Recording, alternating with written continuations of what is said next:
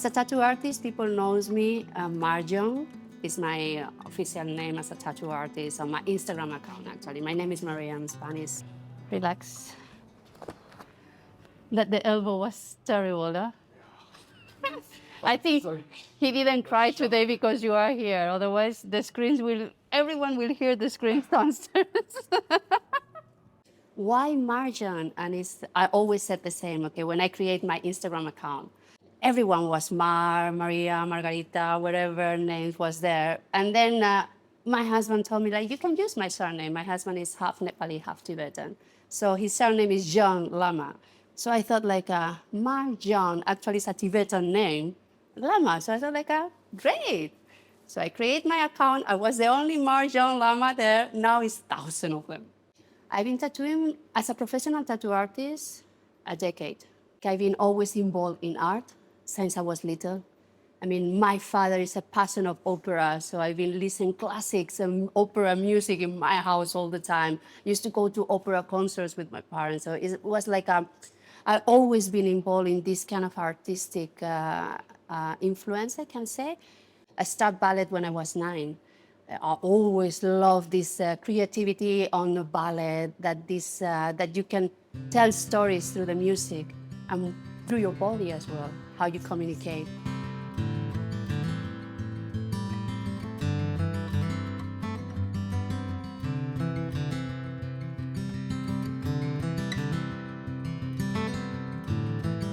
So I remember when I met my husband, we started to live together. And he saw me always drawing, and my husband has full of tattoos. And he told me, like, "Hon, you never thought to become a tattoo artist. I think you have potential." And I was like, "Ooh, really?"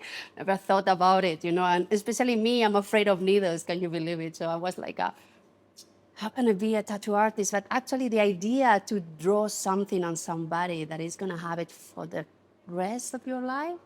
So I thought, like, yeah, well, actually, it doesn't sound that bad. And he told me, okay, I have this friend. He has a tattoo studio. Maybe we can talk to him. We went to see this artist. He said, yeah, go ahead.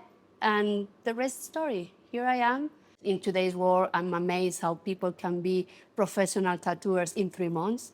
For me, it took me like seriously 3 years. It was a long journey because I didn't go to art school. I learned architecture interior designer, but it's a technical design. It's not artistic design. So I need to start to learn from zero.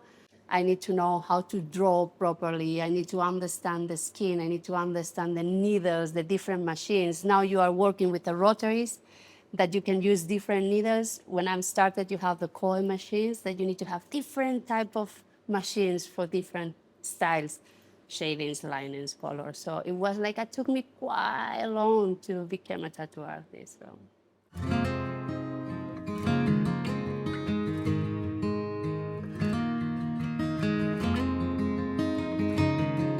Okay, I can describe my style as a botanical ornamental artist. Botanical in the sense like I love to get the nature involved into my art.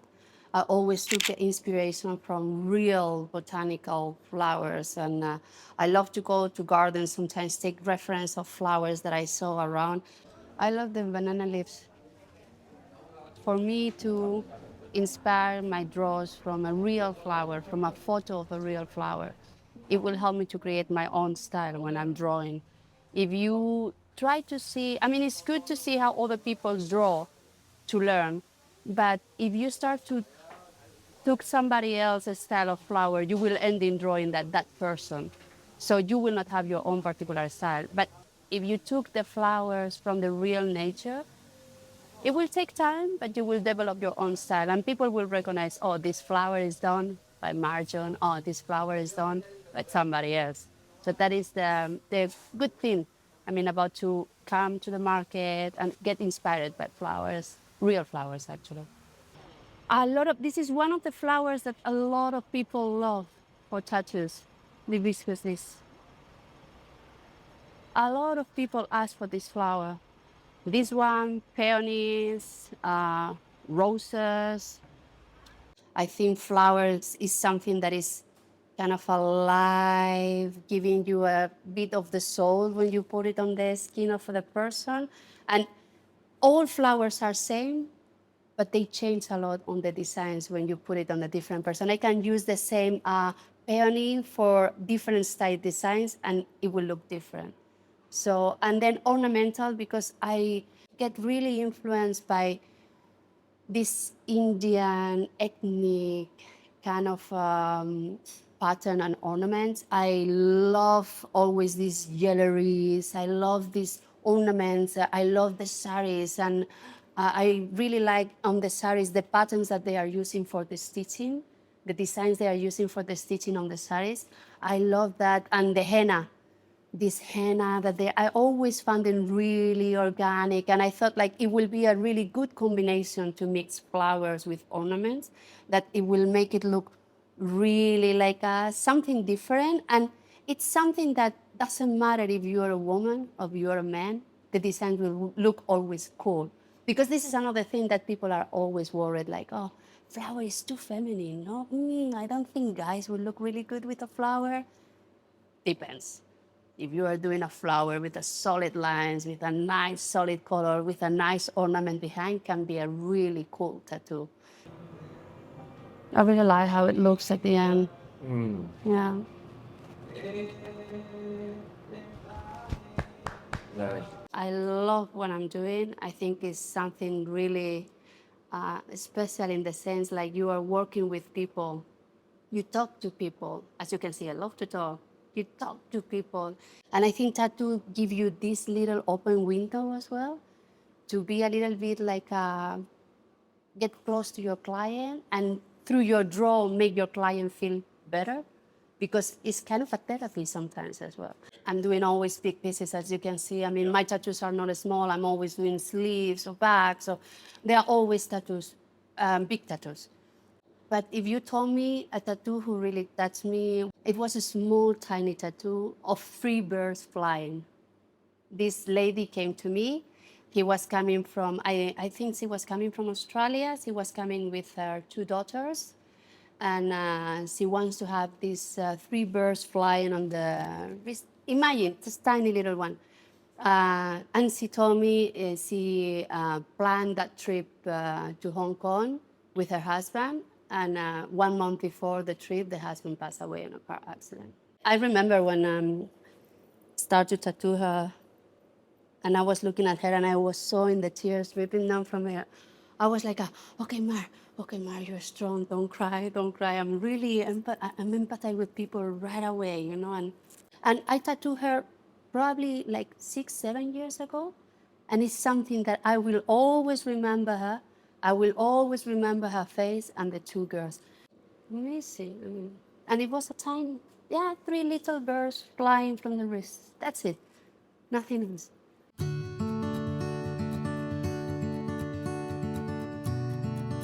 This is a profession that you need to be really constant, and you really need to have a passion for it.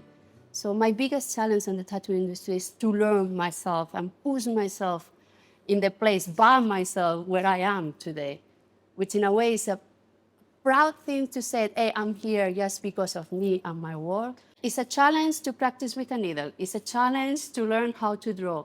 But the biggest challenge is to reach to a level that you can survive with your profession, that this is, in today's world, one of the most important things.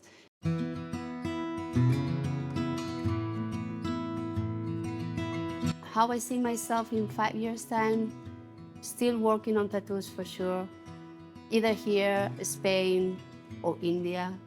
I don't know. I said India because my husband is from Darjeeling, and it's another place that you can always explore. I love it. So yeah, in 5 years' time, I will still working. Probably I'm working now in different projects. I'm start to do some paintings, handmade paintings. I want to print them, and I want to do a limited edition just to start to sell a little bit of my art as well, because that is happening as well, that a lot of people ask me when they are coming like, oh, Mar, I love your draws. So sometimes when I post my draws, I can see the reaction of people that they really like it. So this is some project I have right now. So yeah, I will see always involve myself into the art world in 5 years' time. But right now, how the tattoo industry became, it's a big tough here in Hong Kong.